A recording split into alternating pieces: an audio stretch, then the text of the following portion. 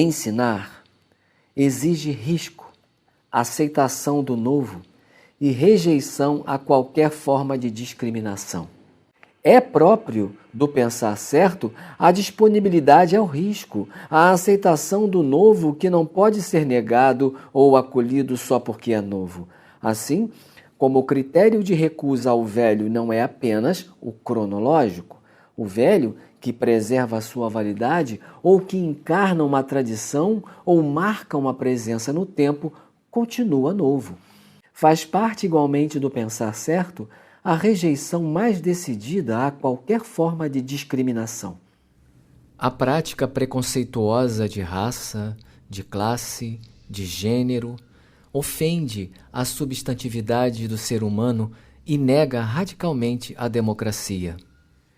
Quão longe dela nos achamos quando vivemos a impunidade dos que matam meninos nas ruas, dos que assassinam camponeses que lutam por seus direitos, dos que discriminam os negros, dos que inferiorizam as mulheres. Quão ausentes da democracia se acham os que queimam igrejas de negros, porque certamente negros não têm alma. Negros não rezam. Com sua negritude, os negros sujam a branquitude das orações. A mim me dá pena, e não raiva, quando vejo a arrogância com que a branquitude de sociedades em que se faz isso, em que se queimam igrejas de negros, se apresenta ao mundo como pedagoga da democracia. Pensar e fazer errado, pelo visto, não tem mesmo nada que ver com a humildade que o pensar certo exige.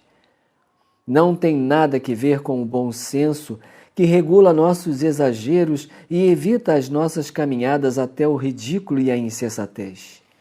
Às vezes, temo que algum leitor ou leitora, mesmo que ainda não totalmente convertido ao pragmatismo neoliberal, mas por ele já tocado, diga que, sonhador, continua a falar de uma educação de anjos e não de mulheres e de homens. O que tenho dito até agora, porém, diz respeito radicalmente à natureza de mulheres e de homens. Natureza entendida como social e historicamente constituindo-se e não como um a priori da história. O problema que se coloca para mim é que, compreendendo como compreendo a natureza humana, seria uma contradição grosseira não defender o que venho defendendo. Faz parte da exigência que a mim mesmo faço de pensar certo, pensar como venho pensando enquanto escrevo este texto. Pensar, por exemplo, que o pensar certo a ser ensinado concomitantemente com o ensino dos conteúdos não é um pensar formalmente anterior ao e desgarrado do fazer certo. Neste sentido, é que ensinar a pensar certo não é uma experiência em que ele, o pensar certo, é tomado em si mesmo e dele se fala, ou uma prática que puramente se descreve, mas algo que se faz e que se vive enquanto dele se fala com a força do testemunho.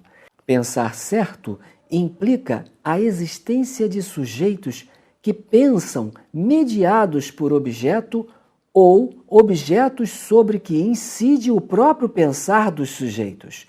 Pensar certo não é que fazer de quem se isola, de quem se aconchega a si mesmo na solidão, mas um ato comunicante. Não há, por isso, o mesmo pensar sem entendimento. E o entendimento, do ponto de vista do pensar certo, não é transferido, mas comparticipado. Se, do ângulo da gramática, o verbo entender é transitivo no que concerne à sintaxe do pensar certo, ele é um verbo cujo sujeito é sempre compartícipe de outro.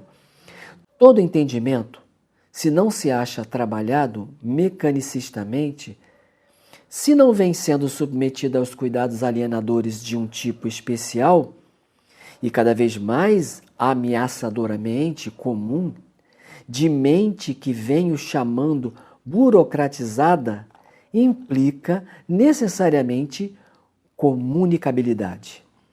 Não há inteligência a não ser quando o próprio processo de inteligir é distorcido, que não seja também comunicação do inteligido. A grande tarefa do sujeito que pensa certo não é transferir, depositar, oferecer, doar ao outro, tomado como paciente de seu pensar, a inteligibilidade das coisas, dos fatos, dos conceitos. A tarefa coerente do educador que pensa certo é, exercendo como ser humano a irrecusável prática de inteligir, desafiar o educando com quem se comunica, a quem comunica, a produzir sua compreensão do que vem sendo comunicado. Não há inteligibilidade que não seja comunicação e intercomunicação e que não se funde na dialogicidade. O pensar certo, por isso, é dialógico e não polêmico. Ensinar exige reflexão crítica sobre a prática. O pensar certo sabe, por exemplo, que não é a partir dele, como um dado, que se conforma a prática docente crítica, mas sabe também que sem ele não se funda aquela. A prática docente crítica, implicante do pensar certo, envolve um movimento dinâmico, dialético, entre o fazer e o pensar sobre o fazer. O saber, que a prática docente espontânea ou quase espontânea, desarmada, indiscutivelmente produz, é um saber ingênuo, um saber de experiência feito, a que falta a rigorosidade metódica que caracteriza a curiosidade epistemológica do sujeito. Este não é o saber que a rigorosidade do pensar certo procura. Por isso, é fundamental que, na prática da formação docente, o aprendiz de educador assume que o indispensável pensar certo não é presente dos deuses, nem se acha nos guias de professores que iluminados intelectuais escrevem desde o centro do poder, mas, pelo contrário, o pensar certo, que supera o ingênuo, tem que ser produzido pelo próprio aprendiz em comunhão com o professor formador. É preciso, por outro lado, reinsistir em que a matriz do pensar ingênuo, como a do crítico, é a curiosidade mesma, característica do fenômeno vital. Neste sentido, indubitavelmente, é tão curioso o professor chamado leigo no interior de Pernambuco, quanto o professor de filosofia da educação na universidade A ou B. O de que se precisa é possibilitar que, voltando-se sobre si mesma, através da reflexão sobre a prática, a curiosidade ingênua, percebendo-se como tal, se vá tornando crítica. Por isso é que, na formação permanente dos professores, um momento fundamental é o da reflexão crítica sobre a prática. É pensando criticamente a prática de hoje ou de ontem que se pode melhorar a próxima prática. O próprio discurso teórico necessário à reflexão crítica tem de ser de tal modo concreto que quase se confunda com a prática. O seu distanciamento epistemológico da prática, enquanto objeto da sua análise, deve dela aproximá-lo ao máximo. Quanto melhor faça esta operação, tanto mais inteligência ganha da prática em análise e maior comunicabilidade exerce em torno da superação da ingenuidade pela rigorosidade. Por outro lado, quanto mais me assumo como estou sendo e percebo as razões de ser, de por que estou sendo assim, mais me torno capaz de mudar, de promover-me, no caso do estado de curiosidade ingênua para o da curiosidade epistemológica.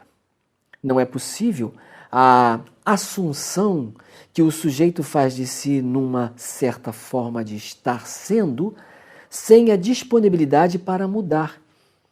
Para mudar e de cujo processo se faz necessariamente sujeito também. Seria, porém, exagero idealista afirmar que a assunção, por exemplo, de que fumar ameaça a minha vida já significa deixar de fumar. Mas deixar de fumar passa, em algum sentido, pela assunção do risco que corro ao fumar. Por outro lado, a assunção se vai fazendo cada vez mais assunção na medida em que ela engendra novas opções, por isso mesmo em que ela provoca ruptura, decisão e novos compromissos. Quando assumo o mal ou os males que o cigarro me pode causar, me movo no sentido de evitar os males. Decido, rompo, opto, mas é na prática de não fumar que a assunção do risco que corro por fumar se concretiza materialmente. Me parece que há ainda um elemento fundamental na assunção de que falo: o emocional. Além do conhecimento que tenho do mal que o fumo me faz, tenho agora, na assunção que dele faço, legítima raiva do fumo. E tenho também a alegria de ter tido a raiva que, no fundo, ajudou que eu continuasse no mundo por mais tempo. Está errada a educação que não reconhece na justa raiva, na raiva que protesta contra as injustiças, contra a deslealdade, contra o desamor, contra a exploração e a violência, um papel altamente formador. O que a raiva não pode é, perdendo os limites que a confirmam, perder-se em raivosidade que corre sempre o risco de se alongar em odiosidade.